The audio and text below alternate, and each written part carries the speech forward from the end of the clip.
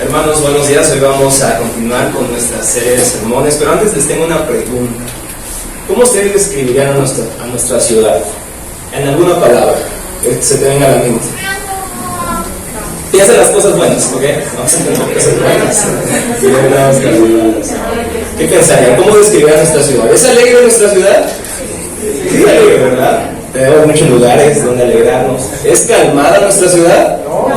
No, ¿verdad? Bueno, en días nublados, ya sabes, en el centro histórico con un cafecito, en la mañana caminando en Reforma, los domingos nada más, porque el resto de la semana es un poco caótico. ¿Hay cosas deliciosas en nuestra ciudad, hermanos? Claro que sí, por eso Rodrigo y Víctor siempre nos recuerdan los domingos en la sección de nuestra comida, digo, de nuestra ciudad, a donde tenemos que ir, ¿no es cierto? Hay cosas también en las cuales podemos consolarnos y alegrarnos, ¿no es cierto? Teatros, cines, parques, tantas cosas que podemos usar, y nuestra ciudad realmente es hermosa. Y lo dice un italiense, hermanos, y Hidalgo es hermoso, pero tengo que reconocer que nuestra ciudad es hermosa, hermanos, también. Y digo mi ciudad porque ya llevo algunos años por acá, ya soy más chilango que hidalguense. Sin embargo, aunque hay cierta paz, alegría, calma en nuestra ciudad, también vemos otra cara de la moneda, ¿verdad? Que no es tan brillante, que no es tan bonita.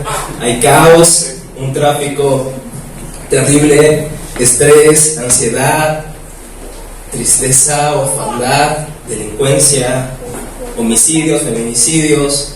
Así que nuestra ciudad, aunque es hermosa, también vemos esta cara que no es tan bonita. ¿Y qué características malas podríamos añadir a nuestra ciudad? Sin duda ustedes, cuando les pregunté al inicio, escriban de la ciudad, pensaron quizá en alguna de estas cosas, porque es la realidad. Y la pregunta que hoy quiero responder, o que vamos a responder con la palabra de Dios, es la siguiente: ¿qué estamos haciendo por nuestra ciudad? ¿Estamos haciendo de esta ciudad un lugar mejor? ¿Una ciudad más bella? ¿Un poco más de paraíso? O quizá no tanto. ¿Qué estamos haciendo como iglesia? ¿Cómo estamos sirviendo de tal manera que hagamos de esta ciudad un lugar mejor, en donde las penumbras de la vida de este mundo caído puedan ser alumbradas con el poder del Evangelio? Mis hermanos, creo que si somos cristianos deberíamos buscar que esta ciudad sea una ciudad mejor, solo por el hecho de que Dios nos puso aquí. Víctor dijo hace algunas semanas, ¿no? Algunos llegaron por necesidad, como yo. Algunos otros llegaron porque nacieron acá, como mi esposa. Pero todos estamos aquí con este propósito. La pregunta es: ¿cómo podemos iluminar la oscuridad de nuestras calles y colonias? ¿Cómo es que el cristiano hace que esta parte de la eternidad sea un mundo mejor? ¿Alguien recuerda cómo se llaman esta serie de sermones? ¿Cómo las titulamos? Nuestra misión en la ciudad.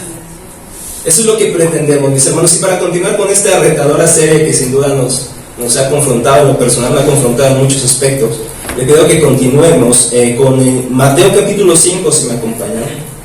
Mateo capítulo 5, versículos 11 al 16. Mateo 5, 11 al 16. Pueden abrir sus Biblias o en la pantalla aparecerá el texto. Y dice así: Dios los bendice a ustedes cuando la gente les hace burla y los persigue y miente acerca de ustedes y dice toda clase de cosas malas en su contra porque son mis seguidores. Alégrense, estén contentos porque les espera una gran recompensa en el cielo. Y recuerden que a los antiguos profetas los persiguieron de la misma manera. Ustedes son la sal de la tierra. Pero ¿para qué sirve la sal si ha perdido su sabor? ¿Puede lograr que vuelva a ser salada? La descartarán y la pisotearán como algo que no tiene ningún valor. Ustedes son la luz del mundo, como una ciudad en lo alto de una colina no puede esconderse. Nadie enciende una lámpara y luego la pone debajo de una canasta. En cambio, la coloca en un lugar alto donde ilumina a todos los que están en la casa. De la misma manera, dejen que sus buenas acciones brillen a la vista de todos, para que todos alaben a su Padre Celestial. Esa es la palabra del Señor. Vamos a orar. Señor, te damos muchas gracias por este privilegio que tú nos das de adorarte con tu iglesia, Señor.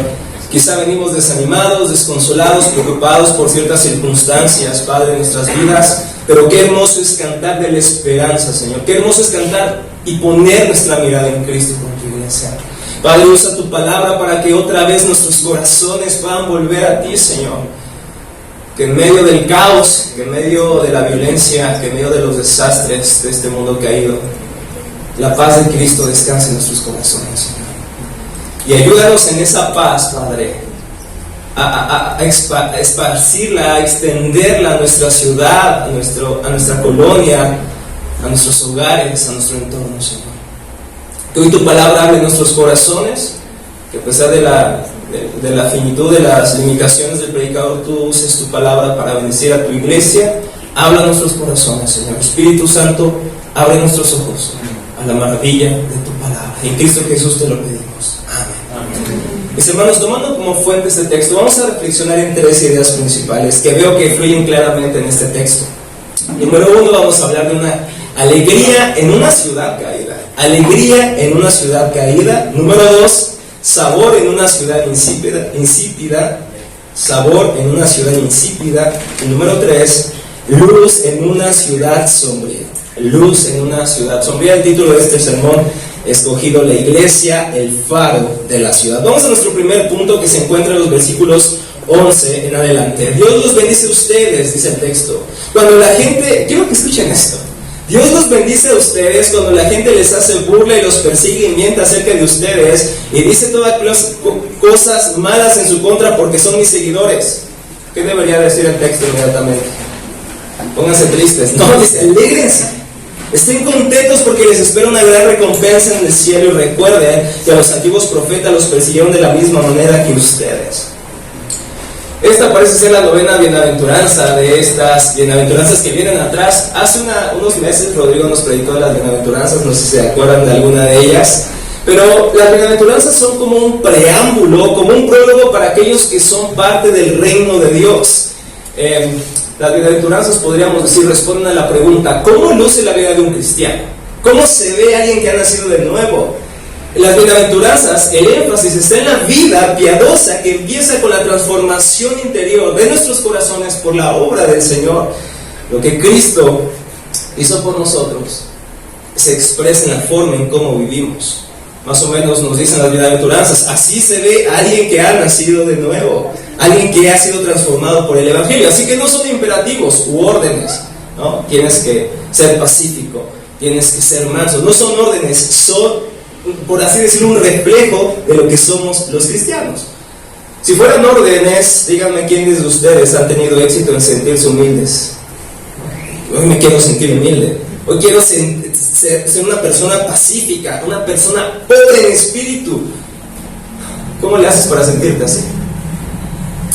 ¿Qué pasos debes seguir? Es como si alguien te diga: oye, Rodrigo, no estés triste. Gracias por el consejazo. Naturalmente sentimos lo opuesto, ¿están de acuerdo? No sentimos paz o ser pacificadores, no sentimos humildad, sentimos orgullo, no es algo natural. Por lo tanto, hermanos, ¿qué hacemos con los textos que nos hablan acerca de ser humildes, de amar al enemigo, de extender misericordia a nuestros enemigos cuando realmente no lo sentimos? ¿Qué hacemos, hermanos? ¿A dónde tenemos que ir otra vez? Sino a Cristo otra vez, porque no lo sentimos naturalmente. Necesitamos contemplar y recordar lo que Cristo hizo por nosotros, y en el poder de esta nueva vida que tenemos en Cristo es que podemos abrazar estos textos y vivirlos, aunque imperfectamente, por la gracia del Señor, recordando lo que Él hizo por nosotros y lo que ahora somos. Podemos alegrarnos en estos textos y desear vivirlos. Ahora, aquí tenemos por delante, hermanos, una de las frases más contradictorias que yo veo en toda la Biblia, ¿no? Porque Dios los bendice a ustedes cuando la gente les hace burla, y alégrense. Ese texto como que no hace match para mi mente, no me da para entenderlo. Y es interesante porque la palabra que Jesús aquí usa en la Reina Valera se traduce como bienaventurado, ¿no? Bendito. Es interesante. En otras palabras dice Jesús: alégrense, pónganse felices. ¿Por qué? ¿Porque toda la vida está bien? No, el texto dice casi todo lo contrario. Porque no hay problemas en la familia, el hijo no se ha ido con la novia de la casa, todo está bien. No es por eso. ¿Es porque te ascendieron en el trabajo? Tampoco es por eso. ¿Es porque todo en tu vida está perfecto? Tampoco es por eso. Jesús dice: alégrense cuando son perseguidos y la gente se burla de ustedes a causa de mí. La pregunta es: ¿por qué deberíamos alegrarnos en esa situación? Porque es un poco contradictorio. Yo honestamente no me siento muy bien cuando las personas se burlan porque soy cristiano. La verdad no me dan ganas de abrazarlos, me dan ganas de vengarme, ¿no? Señor, manda fuego del cielo, o ya te lo mando para que lo juzgues. Pero Jesús dice: son bienaventurados y alégrense. Increíble. Y antes de pasar al por qué, deberíamos alegrarnos.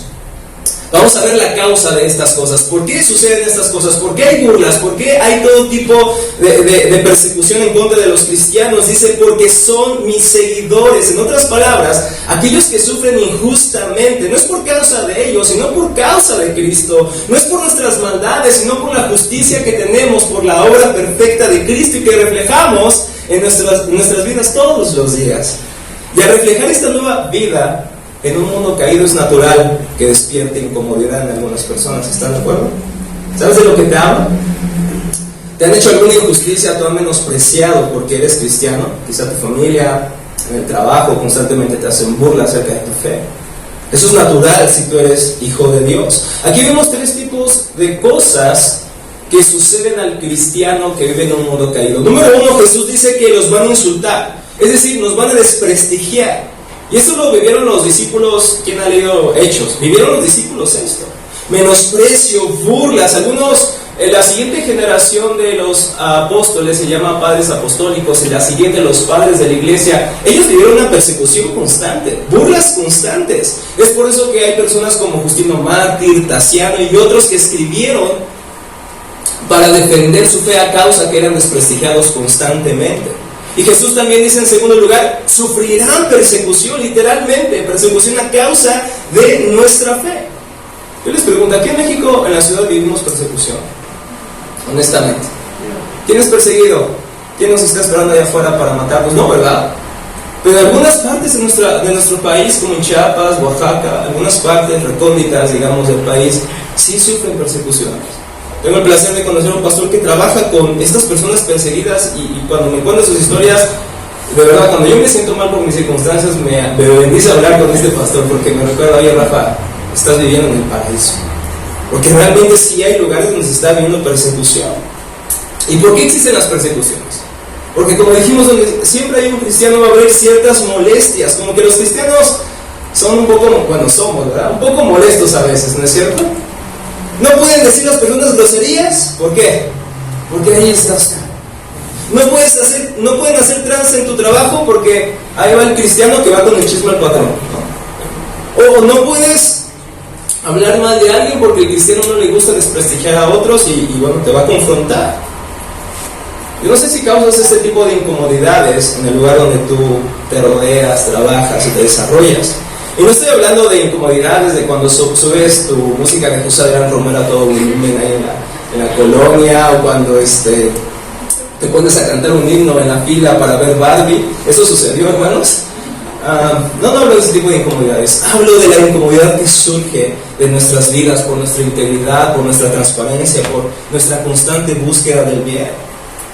No es porque queramos aparentar o sentirnos superiores a los demás, sino porque la nueva vida que tenemos en Cristo, como Rodrigo predicó hace algunas semanas, por la resurrección de Cristo, que tiene implicaciones en nuestras vidas resucitadas. Hermanos, por eso es que hay ese tipo de incomodidades en nuestras vidas. No sé si saben en tu trabajo que tú eres cristiano y que has nacido de nuevo. Es que somos tan parecidos al mundo que no nos distinguimos de ellos. Número 3, Jesús habla de que mentirán a causa de Él. Esto es acusar a los cristianos de actos que nunca cometieron. Es muy interesante porque en el primer siglo, segundo siglo, se acusaba a los cristianos de ser caníbales. Ahí vienen por qué. Porque celebrábamos la Santa Cena, ¿no es cierto? Exactamente, porque se comía el cuerpo de Cristo y se bebía su sangre. Y obviamente las personas que no eran cristianas escuchaban esto y decían, estos cuates están cañones, han de ser caníbales. Y no fue una suposición, después fue como una declaración definitiva, son caníbales. Son personas, algunos decían que se comían a los niños. ¿Saben por qué? Porque iban los cristianos con los huérfanos que eran abandonados en las calles de Roma y los abrazaban, los adoptaban como iglesia y los cuidaban. En medio de que hacían bondad, ¿qué recibían ellos? Rumores. Y de ahí surgen, como les dije, los primeros defensores de la fe. Fíjense lo que dijo uno de ellos, llamado Justino Mártir. Él escribió su apología para, como su nombre lo dice, defender a los cristianos. Y él escribió al emperador Tito, Helio Adriano, Antonio Pío, Augusto César y a su hijo verísimo, ¿no? Nunca le pongan así nombres a sus hijos. Dice: al sagrado senado y al pueblo romano, en defensa de aquellos de todas las razas que son injustamente aborrecidos y calumniados, yo, Justino, soy uno entre ellos. He compuesto esa súplica y petición. Ellos tenían que estar constantemente defendiéndose, y Jesús dice: todo esto es a causa de mí, por poner su esperanza en medio de un mundo que está quebrado, que me aborrece, que no desea venir a la luz. Así que el sufrimiento, mi hermano, de alguna otra forma es seguro en la vida del cristiano. ¿Quieres ser cristiano todavía? Estamos a tiempo. ¿Qué piensas? Todavía. No, eso es algo muy convencido, hermano. Tener a Cristo como Señor te pone de inmediato en enemistad con aquellos que se lo oponen. No necesitas hacer mucho, solamente creer en el Evangelio para que las burlas, persecución, todo tipo de cosas vengan sobre ti. Como dice Luis Navajo, si le caes bien a todos, me encanta esa frase, si le caes bien a todos, considera la posibilidad de que hayas dejado de ser sal y pasaste a ser azúcar. Porque los cristianos siempre molestan un poco, ¿verdad? ¿Qué estás sufriendo a causa de tu fe? ¿Cómo experimentas este pasaje que estamos leyendo el día de hoy? Sin duda, no, como dijimos, no sufrimos el martirio, pero quizá tu familia se burla de ti, quizá te han desheredado a causa de tu fe, quizá tu esposo te menosprecian por tu fe. ¿Cómo lo estás experimentando a causa de Cristo? ¿Qué cosas estás pasando cuando se burlan, te menosprecian a causa de tu fe? ¿Qué sientes cuando sucede eso? ¿Hacia dónde va tu corazón? ¿Te alegras, gritas de contentamiento diciendo: ¡ay, gloria a Dios, estoy perseguido? No lo creo, ¿verdad, hermanos? Hay cosas que nos abaten profundamente, estas cosas a veces nos aplastan. Y mi hermano, no puedo decirte que te entiendo entiendo lo que tú estás viviendo, pero Jesús dice algo: tú eres bienaventurado o bienaventurada si lo estás pasando. Es una realidad. Experimentamos diferentes circunstancias, pero somos bienaventurados. La pregunta es: ¿por qué? ¿Por qué deberíamos alegrarnos en medio de estas cosas tan terribles? Porque este pasaje, como les dije, para mí es uno de los más contradictorios. Bueno, la Biblia parece estar llena de paradojas, pero son santas paradojas porque encierran una verdad preciosa. Jesús dice: estén contentos, fíjense. Estén contentos, escuchen bien, hermanos, les espera una gran recompensa en el cielo. ¿Sí escuchamos todos? Voy a repetir: estén contentos porque les espera una gran recompensa en los cielos. Y me encanta la palabra que usa Jesús aquí. Bienaventurado denota, dice un escritor, un estado de bendición. Dice: es un estado de existencia en relación con Dios en el que la persona es bendita desde la perspectiva de Dios, aun cuando no se sienta feliz o no esté experimentando buena fortuna. Los sentimientos negativos, la ausencia de sentimientos o las situaciones adversas no pueden llevarse, escuchen bien, hermanos, la bendición de quienes existen en relación con Dios. Nos pueden quitar muchas cosas, pero nunca nos van a quitar esto. Somos benditos delante de Dios porque estamos en Cristo. Amén. Y dice Jesús: bien, estén alegres porque les espera una gran recompensa. Hermano, hermana, nada de lo que sufras ahora se compara con la recompensa que tú tienes en el reino de los cielos. Por eso dice Pablo: lo que sufrimos ahora no es comparado con la gloria que se revelará más adelante. ¿Qué estás sufriendo? Toma eso que estás sufriendo y compáralo con la gloria que tendremos con Cristo cuando le veamos, y todo eso va a palidecer. La gloria de Cristo, mis hermanos, va a esfumar todo nuestro dolor. En aquel día todo sufrimiento será eclipsado por su gloria. El grito de dolor será transformado en cantos de alegría. El horror de la persecución se volverá en una dicha sin fin. Imagínense esos hermanos que están siendo perseguidos en Nigeria, en estos países donde están sufriendo persecución. Y son martirizados y de repente abren sus ojos y están en la gloria de Cristo. ¿Ustedes creen que van a recordar lo que vivieron? Si lo recuerdan, lo van a recordar con lágrimas de amor. Frente a ellos está el amor de su vida. Mis hermanos, todo el dolor será un suspiro cuando estemos frente al eterno Dios. Todas las burlas serán como neblina cuando veamos la gloria. Cada persecución será como nada en comparación con el gozo que tenemos por delante.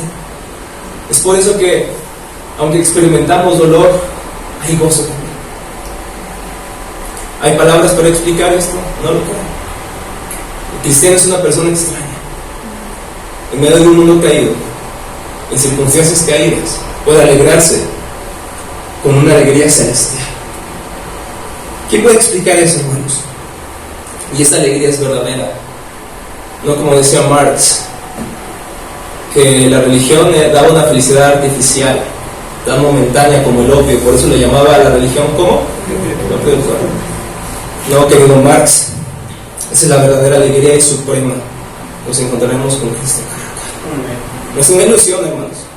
No es una opción. No es algo que puede suceder. Va a suceder. Y todo lo que hayamos pasado no se va a comparar en nada. Al pensar, hermanos, en la gloriosa herencia que tenemos en Cristo, en vez de enfocarnos en nuestras circunstancias, mis hermanos, esto tendrá un impacto en lo que vivimos. Fíjense cómo lo pone el muy citado en este púlpito C.S. Lewis. Si leemos la historia, bueno, después de Chesterton, ¿verdad? Dice Lewis, si leemos la historia veremos que los cristianos que más hicieron por este mundo fueron aquellos que pensaron más en el otro. Aquellos cristianos que más hicieron en este mundo fueron aquellos que pensaron más en el otro. Eso nos lleva a nuestro segundo punto. Parece que ya terminé, pero no. Segundo punto, sabor en una ciudad insípida. Mis hermanos, ahora en esta última parte de nuestros textos entramos, Jesús usa dos penetrantes metáforas para declararnos como los discípulos que tenemos nuestra esperanza en el reino de los cielos, que es una frase que Jesús usa mucho en los evangelios, el reino de los cielos. ¿Cómo impactaríamos este mundo? Y Jesús usa estas dos metáforas. Estas dos metáforas responden a la pregunta: ¿qué relación debemos tener los cristianos que vivimos en un mundo caído, incluso con dolor o experimentamos sufrimiento? ¿Cómo deberíamos vivir en este mundo? ¿Cómo deberíamos relacionarnos con este mundo? Y vayamos a nuestra primera metáfora para comprenderlo. El versículo 13 dice lo siguiente: ustedes son la sal de la tierra, pero ¿para qué sirve la sal si ha perdido su sabor? ¿Puede lograr que vuelva a ser salada? No, la descartarán y la pisotearán como algo que no tiene ningún valor. Lo primero que quiero notar de estos textos, mis hermanos, que tienen en pantalla, es que ustedes, no dice yo, no dice tú, está en plural, hermanos, y eso es muy revelador. Ustedes, no solamente el pastor, sino la iglesia, sino el cuerpo de creyentes, son aquellos que somos sal. Un cristiano puede hacer la diferencia en un trabajo, pero la iglesia en la ciudad puede hacer un cambio, hermanos. No somos llaneros solitarios. Cristo nos ha salvado para vivir solos, no, vivir en comunidad, y somos sal como comunidad.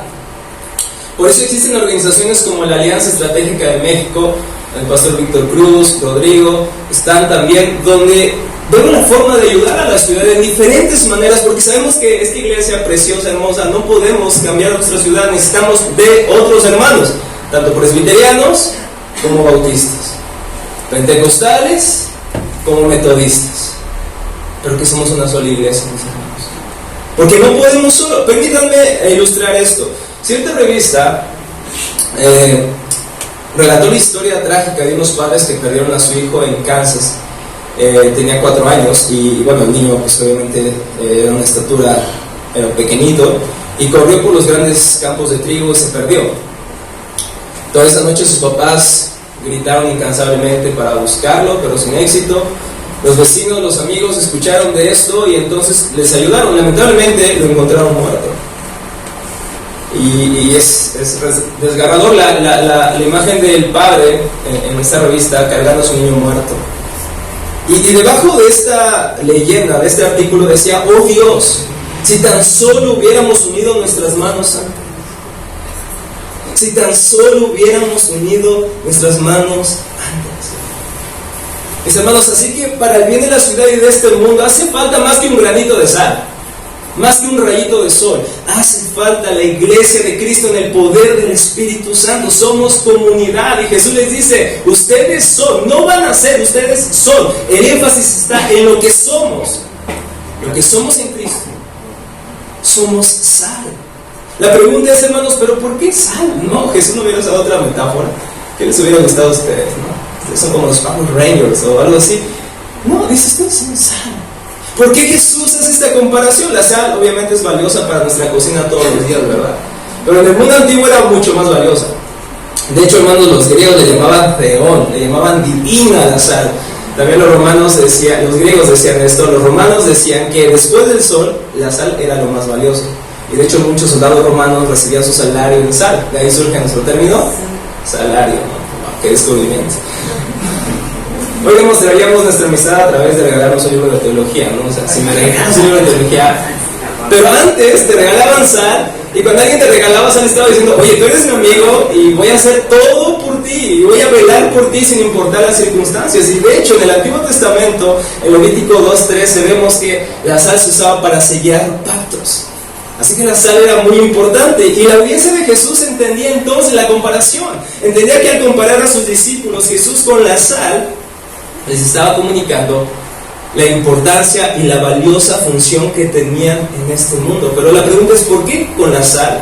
¿Acaso Jesús se refería a su pureza, a su sabor, o cuando te pones en la herida, a su ardor, a su facultad de provocar sed, o a preservar de la putrefacción? Porque recuerden que en ese tiempo no había refris, ¿verdad? Quizá puede ser que Jesús utilice todas y se refiere a estas propiedades en conjunto. Pero lo que es seguro es que Jesús está usando esta metáfora para hablar del impacto que sus discípulos tendríamos en este mundo. Me gustaría leerles lo que relata el doctor Martin Lloyd-Jones acerca de Inglaterra y de la influencia de los cristianos. Fíjense lo que dice en sus sermones del monte, en el Sermón del Monte. Dice, la mayoría de historiadores competentes está de acuerdo en indicar que indudablemente lo que salvó Inglaterra de una revolución como la que experimentó Francia al final del siglo XVIII no fue más que el avivamiento evangélico.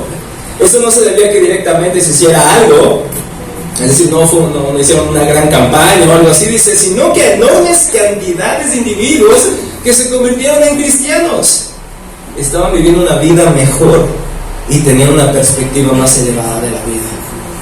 Toda la situación política fue afectada y la aprobación de grandes leyes por parte del Parlamento en el siglo pasado se debió principalmente al hecho de que gran cantidad de individuos cristianos se hallaban en la tierra. Esta frase está impactante. Se debió todo esto, el detener la guerra, al cambiar tantas leyes para bien, a que gran cantidad de individuos cristianos se hallaban en la tierra. Y Jesús por eso usa esta metáfora del azar. Con esta imagen Jesús nos está diciendo es que los cristianos somos necesarios, hermanos, para el bienestar, preservación y paz del mundo, de esta ciudad en la que vivimos. Dios se sirve, hermanos, en otras palabras, de nosotros para influenciar positivamente este mundo. Somos el medio del shalom, de la paz, de la armonía, del florecimiento de Dios en esta tierra. Donde está un cristiano hay cierta paz también, aunque hay incomodidades. Hay cierta alegría y algo cristiano, ¿no es cierto?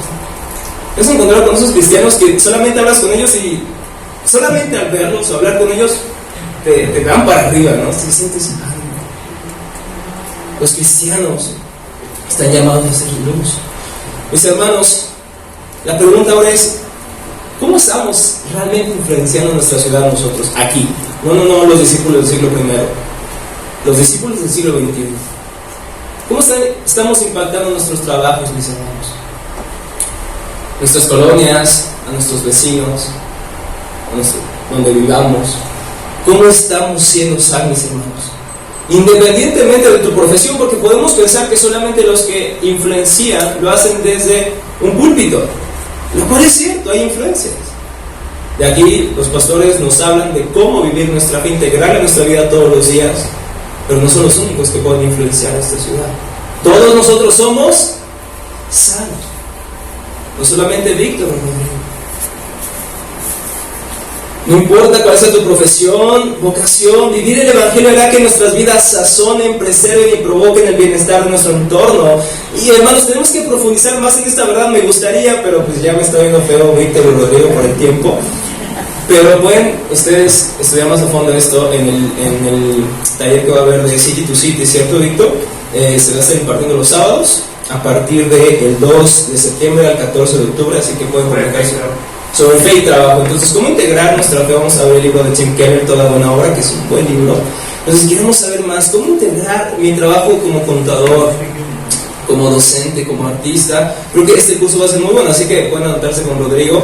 Va a iniciar el 2 de septiembre, estamos a tiempo, al 14 de octubre, solamente los días sábados. Así que va a ser una muy buena oportunidad, mis hermanos. Es muy buena oportunidad para saber cómo ser sal y luz de este mundo. Mis hermanos, y quiero terminar este punto diciendo que esto no es una invitación a que solamente seas bueno o que seas una persona moral, porque aún las personas del mundo pueden ser personas muy morales. Entonces no es una invitación a que seas solamente bueno. Esto es un recordatorio, mis hermanos, de lo que el Evangelio hace dentro de nosotros por la obra del Espíritu Santo. Eso es lo que es sal, hermanos. Al creer en Cristo y lo que Él ha hecho por nosotros, esto cambia la forma en lo que decimos, en lo que hacemos. Y podemos enumerar miles de personas de la iglesia, de la historia de la iglesia, que han hecho grandes cambios. ¿Alguien conoce a William Wilberforce? Aquel que luchó en contra de la esclavitud. ¿Alguien conoce a George Mueller? Aquel que acogió a tantos huérfanos y con la fe del Señor les alimentaba todos los días. Y hay una innumerable cantidad de cristianos que han impactado su entorno. Les invito a que lean un libro llamado El libro que transformó el mundo occidental, de un escritor llamado Vishal Mangalwadi. Es un librazo.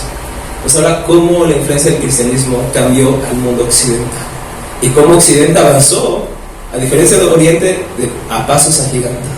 Es un muy buen libro para que conozcamos la influencia de la iglesia cristiana a lo largo de los siglos. Pero la pregunta no es qué hizo George Mueller, la pregunta es qué estamos haciendo nosotros. ¿Qué estamos haciendo nosotros como iglesia, mis hermanos?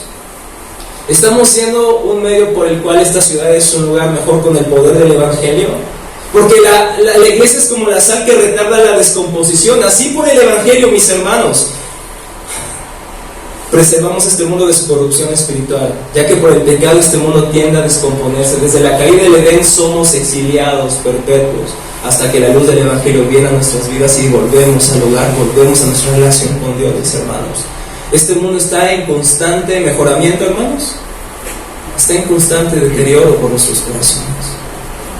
En el siglo pasado creíamos, soñábamos con un lugar mejor y de repente hubo 2 guerras y esas esperanzas se desvanecieron. En medio de un mundo desesperanzado, la iglesia está para ser sales, hermanos. Ya sea que trabajes en la iglesia o trabajes en cualquier lugar, estamos llamados a esparcir las semillas del Evangelio, porque somos como la luz en las tinieblas. Y eso nos lleva a nuestro último punto, la luz en una ciudad sombría. Los versículos 14 y 15 por último dicen: ustedes son la luz del mundo. Como una ciudad en lo alto de una colina no puede esconderse. Nadie enciende una lámpara y luego la pone debajo de una canasta. En cambio la coloca en un lugar alto donde ilumina a todos los que están en la casa.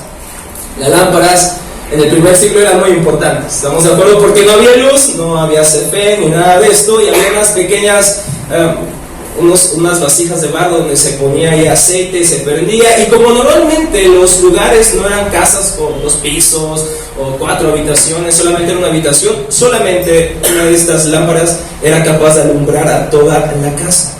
Y así dice Jesús: ustedes son también la luz. Somos como lámparas en medio de la oscuridad. Voy a leer rapidísimo algunos textos. Efesios 5:8 dice: pues antes ustedes, cristianos, estaban llenos de oscuridad, pero ahora tienen la luz que proviene del Señor. Por lo tanto, me encanta, vivan como gente de luz, pues esa luz que está dentro de ustedes produce solo cosas buenas, rectas y verdaderas. Pablo también dice en Filipenses 2:15: brillen como luces radiantes en un mundo lleno de gente perversa y corrupta. Pero tú y yo no somos la luz. Somos el reflejo de aquel que dijo: yo soy la luz del mundo. Somos como pequeñas luces que reflejan los poderosos rayos del sol de justicia, que es Cristo, mis hermanos. Y como cristianos que somos luz, no podemos escondernos, no deberíamos huir del mundo. ¿O acaso, hermanos, deberíamos hacer nuestra propia ciudad de cristianos, los redentores, la colonia del Redentor? ¿Estamos llamados a ser un monasterio y apartarnos del mundo? Jesús habla de la siguiente manera en Juan 17:15: no te pido que los quites del mundo, a los discípulos, sino que los protejas del maligno. Así como tú me enviaste al mundo, yo los envío al mundo. Así que donde quiera que vayamos, mis hermanos, llevamos la luz del Evangelio.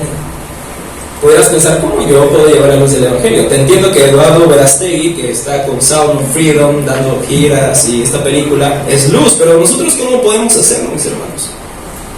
Tanto Eduardo como tú y yo podemos ser luz en medio de un mundo caído. Todos podemos, mis hermanos, de distintas maneras, al amar a nuestros empleados, al servir con una actitud alegre a nuestro jefe, servir en las calles. Tenemos este hermoso ministerio de mijes, haciendo pasteles deliciosos, ¿verdad? Yo dando buen café a sus clientes, ¿verdad, Josué? O apoyando una casa de hogar como la que estamos apoyando. Podemos ser luz de diferentes maneras. Para servir a Dios no tienes que dejar tu empleo. En 1 Corintios 7:17 Pablo nos habla y se nos dice que podemos influir con el Evangelio y no necesariamente debemos dejar nuestros empleos. Más bien el Evangelio transforma la forma en que nos percibimos y ejercemos. Ya no trabajamos solamente para aumentar nuestra riqueza sin importar a quién pisoteamos en el camino, sino ahora trabajamos también para ayudar a otros, para bendecir a otras personas. Ya no pensamos solamente en nosotros mismos y cómo podemos usar a las personas, ahora nos preguntamos cómo también podemos servirlas. Nuestra perspectiva de la vida, de nuestro trabajo, de nuestro ministerio, lo que tengamos, cambia rotundamente a la luz de Cristo. Y el Espíritu Santo todos los días nos ayuda a comprender y a vivir esta verdad de hijos de luz, mis hermanos. Mira cómo lo dice Pablo en 2 Corintios 2:14. Ahora Dios nos usa para difundir el conocimiento de Cristo por todas partes como un fragante perfume. Nuestras vidas son la fragancia de Cristo que sube hasta Dios, pero esta fragancia se percibe de una manera diferente para los que se salvan y los que se pierden. Para los que se pierden somos como un espantoso olor de muerte y condenación, somos incómodos, pero para aquellos que se salvan somos como un perfume de vida. Somos luz, pero también somos como un perfume. ¿Has olido un buen perfume, hermanos? Ese fue mi secreto para enamorar a Adri. Pero también hay perfumes que enamoran, pero hay otros perfumes que son muy molestos, ¿verdad? Cuando te echas todo el frasco. Pero la pregunta es, ¿qué fragancia desprendemos nosotros, mis hermanos, de nuestras vidas? Fíjense cómo Justino Mártir describe a los cristianos de los primeros siglos. Los que antes se deleitaban en la fornicación, ahora se abstienen de ella. Hablando de los cristianos, los que antes hacían uso de artes mágicas se han dedicado al Dios bueno y eterno. Nosotros que en un tiempo valorábamos por encima de todo la adquisición de riquezas y posesiones, ahora traemos a la bolsa comunitaria de la iglesia y lo compartimos con todos los necesitados. Los que nos detestábamos y nos destruíamos unos a otros y no compartíamos nuestro corazón con personas de una tribu diferente debido a sus costumbres diferentes, ahora desde que hemos venido a Cristo vivimos con familiaridad con ellos y oramos por nuestros enemigos y tratamos de persuadir a los que injustamente nos aborrecen para que vivan de acuerdo con el buen consejo de Cristo. Es muy contradictorio. Cristianos viviendo en un mundo caído que los aborrece y los martirizaban a montones. Sin embargo, a finales del siglo 3, 4, Sergio, ayúdame a definir bien la fecha, tú que eres historiador. La mayoría del imperio romano era cristiano. La influencia del cristiano, la luz, la sal, es algo inevitable. Aunque el mundo nos aborrezca, la luz siempre triunfa sobre las tinieblas. ¿Cómo estamos ayudando nosotros, mis hermanos? ¿Cómo estamos siendo luz? ¿Cómo amamos a aquellos que son menospreciados en nuestra ciudad? Hermanos de mi que sigan adelante. ¿Cómo estamos siendo luz? ¿Cómo compartimos lo que tenemos con los menos afortunados de nuestros barrios? ¿Con cuánta frecuencia oramos y pedimos por la conversión de los secuestradores, violadores y asesinos? ¿Cómo y cuán a menudo hablamos del Evangelio a otros, mis hermanos? ¿Podemos esconder el mensaje que nos ha transformado? ¿Podemos ocultar la luz que nos ha iluminado?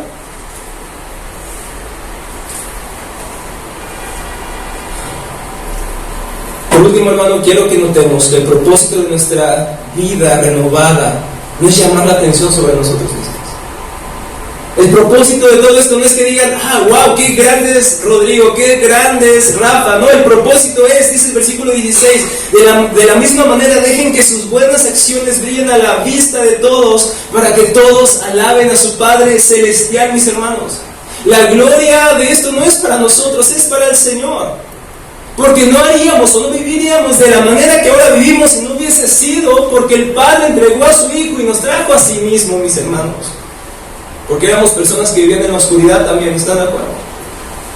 ¿Quién quería ser cristiano, hermanos? Pregunta constante. ¿Quién quería ser cristiano? Corríamos hacia la cruz, en contra de la cruz. Corríamos hacia los brazos de nuestro Padre, en contra de ese camino de vida. Por eso es que podemos apuntar hacia el Señor, no hacia nosotros. Mira, vean mis buenas obras, sino vean al Señor que me salvó, me amó, me restauró. Me encanta lo que dijo Rodrigo hablando de la mujer samaritana. Él conoce todo lo que hice y aún así me ama. Es por eso que la gloria no es para nosotros, porque la obra es del Señor, para que todos alaben a nuestro Padre Celestial. Es por eso que otros adorarán a Dios, mis hermanos, porque verán en nosotros lo que Él ha hecho, cómo nos está cambiando, cómo nos está haciendo la imagen de su Hijo, no por nosotros, sino a pesar de nosotros. Dijo C.S. Lewis, el cristiano no piensa que Dios lo ama porque es bueno, sino porque Él lo ama, nos hará buenos. Porque Él nos ama, nos hará buenos. No porque somos buenos, sino porque Él es bueno. No porque somos mejores que otros, sino que por su gracia ahora hemos sido transformados. Es por eso que no podemos escondernos, mis hermanos. Ya que al entender y creer todo lo que Cristo hizo por nosotros, aquel que no buscó su propia gloria, sino que renunció a su gloria para glorificar a su Padre, y fue obediente hasta la muerte y muerte de cruz, mis hermanos, por ti y por mí, para que tú y yo hoy pudiéramos renunciar a nuestra propia gloria y vivir para una gloria más grande que nosotros mismos, para vivir para la gloria de Dios. Mis hermanos, nunca olvidemos que éramos oscuridad al igual que todos los demás,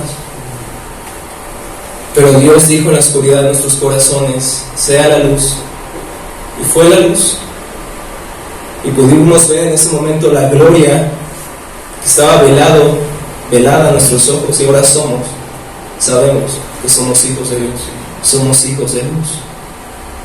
No deberíamos, mis hermanos, a la luz de esta gloriosa esperanza que tenemos en Cristo, anunciar la luz a otros.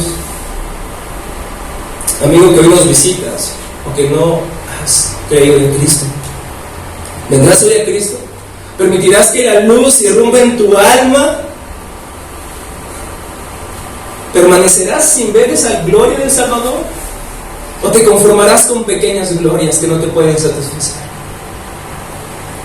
Hoy te invito a que ores y le pidas al Señor: dame esa luz, alúmbrame. Ya no quiero caminar a tientas en las tinieblas de este mundo caído. Nadie, solamente Cristo puede darnos esa luz. Y no te prometo una vida sin problemas, libre de persecución o calumnia, pero una vida de gozo verdadero, un gozo que el mundo no te puede quitar, un gozo, una alegría que ni el sufrimiento, ni la persecución, ni las calumnias nos pueden arrebatar. ¿Qué nos puede arrebatar del amor de Cristo? Vengamos hoy otra vez a Cristo y pongamos otra vez en Él nuestra esperanza. Señor, muchas gracias, Padre, por tu hermosa palabra. Gracias por tu iglesia. Gracias porque hoy puedes hablarnos a nuestros corazones, Señor. Permite que esta palabra sea sembrada en lo más profundo de nuestras almas. Si hemos perdido nuestro sabor, Señor, si hemos perdido nuestra influencia en este mundo, Señor, te pedimos perdón. Vuélvenos a Cristo, vuélvenos a ti, Señor. Quizás estamos tan enfocados en cómo podemos enriquecernos, en cómo podemos aumentar nuestra fama o influencia, y hemos olvidado, Señor, nuestro llamado de alumbrar, de impactar este mundo con tu evangelio, Señor. Espíritu Santo, sigue trabajando en nuestros corazones, Señor, para que las personas, al ver la forma en que vivimos, Señor, puedan verte a ti, poner su mirada en Cristo y glorificar a nuestro Padre Celestial que está en los cielos. En Cristo Jesús te lo pedimos. Amén.